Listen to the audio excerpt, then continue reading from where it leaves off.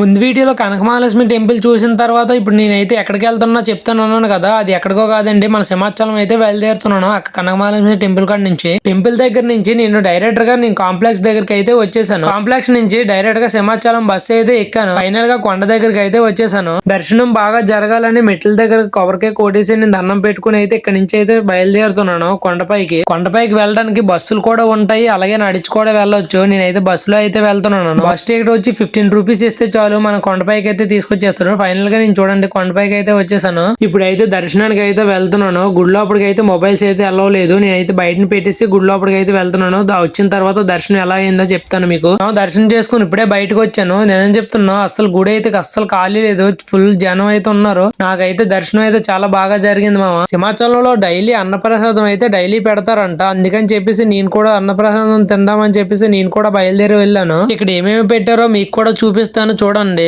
ఇస్తరాకులు అయితే పచ్చడి, పప్పు, బంగాళదుంప కూర, రైస్ అయితే పెట్టారు మామ. నాకైతే దర్శనం కంటే అన్నప్రసాదం దగ్గర ఎక్కువ టైం అయితే పట్టింది అనిపించింది మామ. ఫైనల్ గా సింహద్రపన్న దర్శనం అయితే కంప్లీట్ చేసుకుని కొండ కిందకి అయితే వచ్చేసాం. వైజాగ్ వచ్చి బీచ్ కి వెళ్ళిపోతే బాగోదని చెప్పేసి సింహాచలం నుంచి వైజాగ్ బీచ్ కి అయితే డైరెక్ట్ బస్ అయితే ఎక్కాము. 1 అవర్ అయితే జర్నీ చేసి బీచ్ కి అయితే వచ్చేసాము. ఫైనల్ గా చూడండి మామ, సముద్రం నన్ను చూసి ఎలా బుసలు కొడుతుందో. ఇంకా అలా 1 అవర్ అయితే బీచ్ లోనే ఉన్నాను. ఇంకా వీడియో అయితే లెంత్ అవుతుంది. నెక్స్ట్ వీడియోలో మళ్ళీ మనం కలుద్దాం. ఈ లోపు మన ఛానల్ సబ్స్క్రైబ్ చేసి పెట్టుకోండి మామ.